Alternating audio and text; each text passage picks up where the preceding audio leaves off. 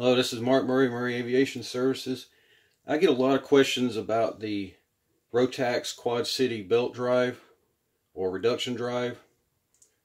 Also very similar to the drive used with the Hearth engines.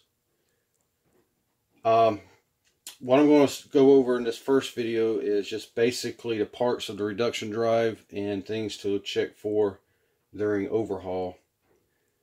I personally have found the Quad City reduction drive to be very durable, very reliable, and I really appreciate its simplicity. As you can see here, there's very few parts associated with it. So let's just jump right in here. I'll go start by listing all our components. Here, of course, we have our reduction tower and our drive belt. We have our upper or larger cog pulley. We have our propeller hub. We have our adjuster bracket and the adjuster screw. This is what actually does the adjusting of the prop tension, or belt tension, excuse me. We have our bearing shaft, or I like to call it the prop shaft. We have a spacer or thrust washer. Basically spaces out the prop shaft away from the pulley. We have our circlips that keep the bearings retained inside the larger cog. And we have our large castle nut and washer, which keeps everything secure on our prop shaft. Okay, so I want to go through basically how this system works. Here we have the upper cog, the larger cog pulley, with the prop hub already mounted. The bearing shaft simply fits inside. It never makes contact with either the cog pulley or the prop hub because it's completely encased by the bearings.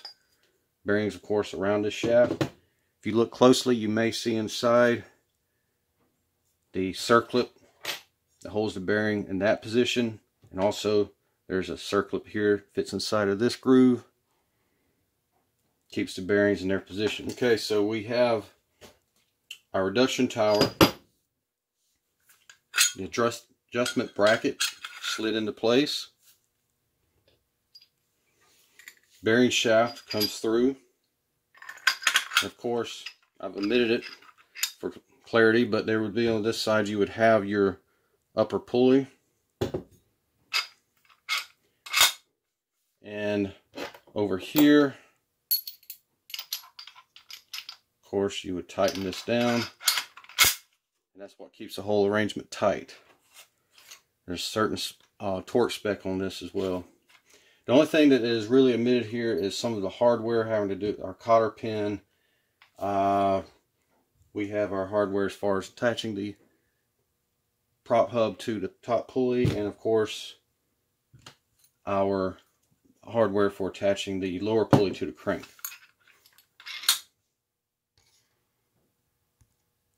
Okay, let's talk for a moment about the bearings. I prefer to use what Quad City recommends, the KSK bearing. You probably can't see that, but it's KSK brand listed right here. The number is R16RS.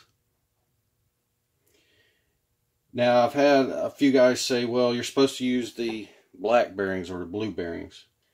And really, or they say don't use the Chinese bearings because they're black or blue or whatever. Well, really that doesn't play into it. You just really need to go by the brand.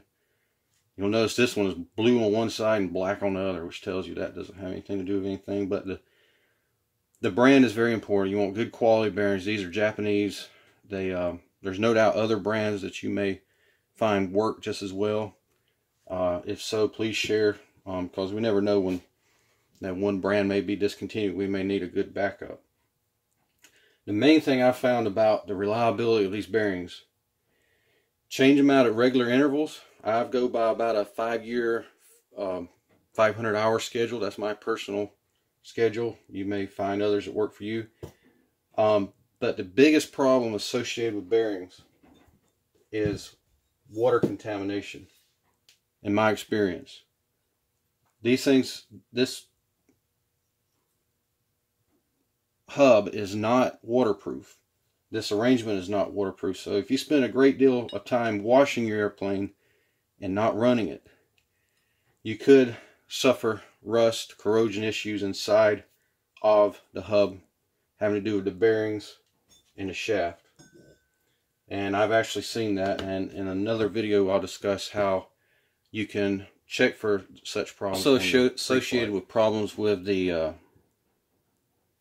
bearing shaft and the bearings and upper top cog pulley have to do with slop developing between the pulleys, the bearings, and these retaining ring surfaces.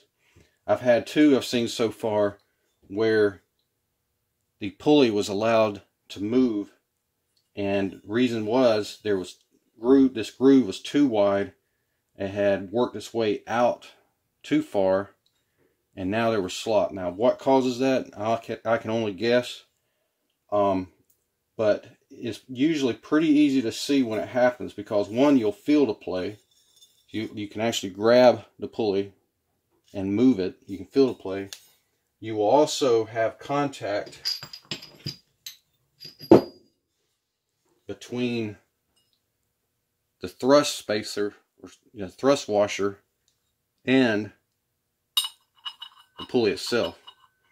Basically, if there's no room between this thrust washer and the pulley, you've got a problem. You need to find out what it is. Okay, another very important issue to watch for with the upper cog pulley.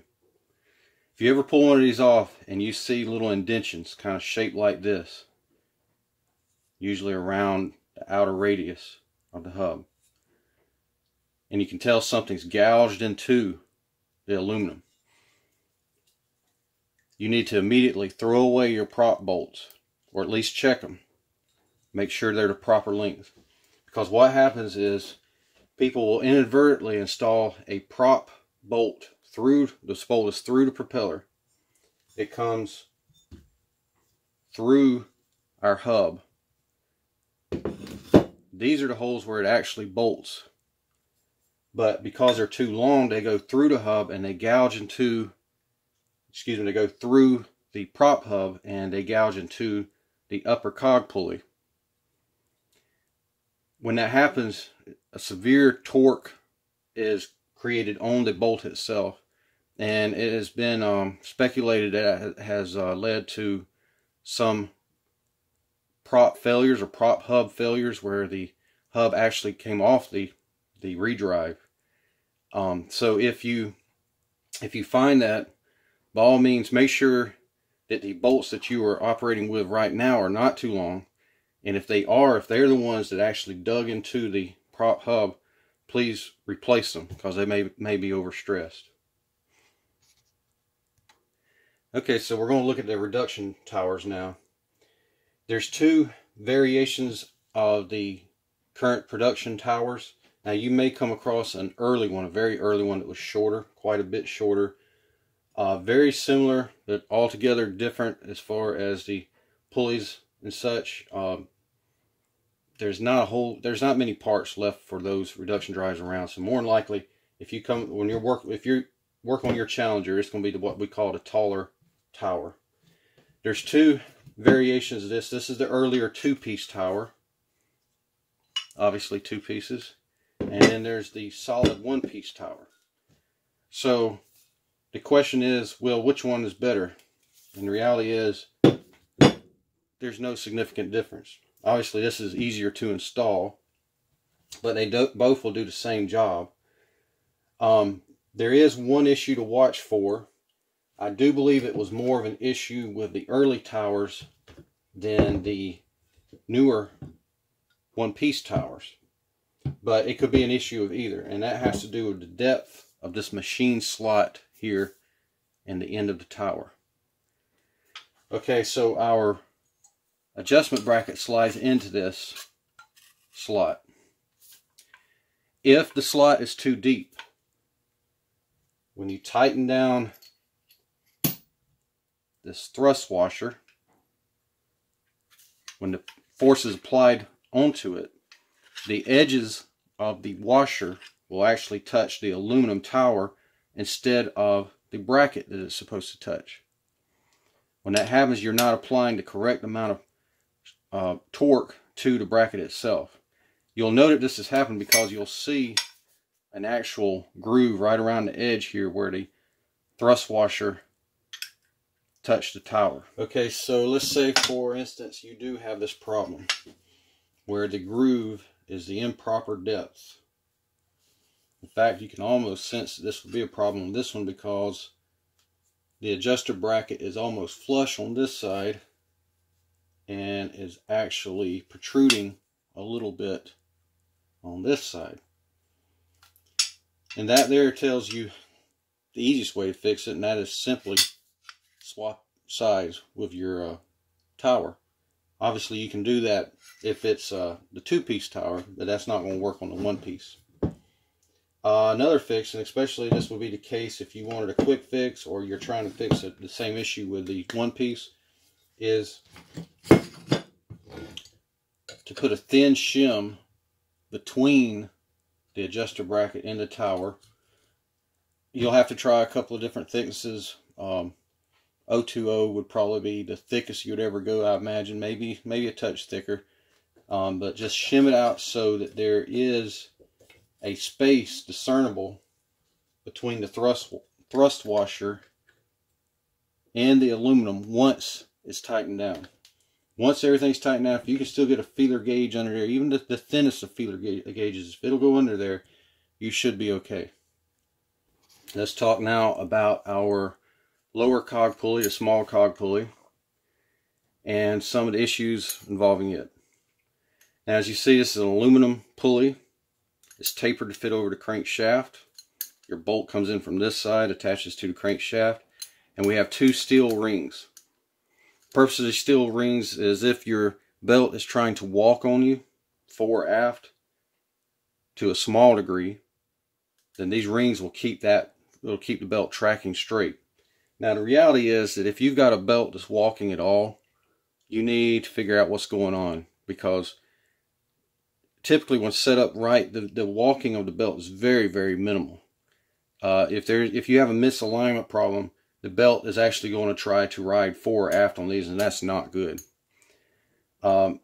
If a system is set up correctly, even if these are missing, the belt is still going to stay in its proper position. Now, there's been a few issues with the lower cog over the years, or one issue in particular, and that is that these rings, you'll notice this one spins free, will work loose. This one is just starting to get some play to it. This one's completely free. I was told that this problem originates from a bad set of manufacture where these rings were not pressed on tight enough or restrained properly. I'm not sure about that. I don't know if you could also have a loosening of the tension because the belt has maybe walked one way or the other on the ring, forcing it off. Some guys would recommend that if you see this original setup, the pressed on rings, just go ahead and throw it out and replace it with the newer setup. And that's not a bad idea. It's a good idea. But my take on it is, just because you see the system doesn't mean you've got to ground the airplane. And let me explain why. In my experience, these rings will not fail and come off the airplane as long as they're still tight. If you cannot move that ring, the ring is still tight, it's still doing its job. But if on pre-flight, you notice or feel the least little bit of play, or you can, especially if you can turn it. If it's loosened up enough that you can turn that ring, by all means ground it, because it's only a matter of time before the ring works itself off and goes through the prop, and then, you know, all sorts of things can happen. So, if you are comfortable with performing a proper pre-flight and you can tell that your ring is still tight, personally, I continue to fly the airplane. My current Challenger has about 500 hours on the original prop hub, original rings. There's absolutely zero sign of any play. When I grab these rings, they're tight, nothing moves. But at the first hint of any play, yes, it'll be time to throw it out and put on a new redrive. And next I'll show you what the new lower redrive looks like. Okay, the only newer redrive I have to show you is on a 503 I'm currently overhauling. But it shows the difference. Both rings are bolted, and you know, stone simple. It's you're not going to have a failure here because there's no way these hubs can, or these rings can, come off. If, by the way, you notice that these are spaced out quite a bit with 3 washers, the reason why is because the newer hubs also work with the rear flywheel starter system. So the flywheel bolts on this side and you need the longer bolt. In this case, we are just, for now, we're just spacing it out, and later the owner could, if he wanted to, add that flywheel, he has to bolt. Okay, so I hope that helps. The next couple of weeks, I will also post a video about proper pre-flight of your Quad City redrive system. And also another question I get quite a bit about the proper belt tension, how to adjust it, and what to watch for. So please visit again, and thanks for watching.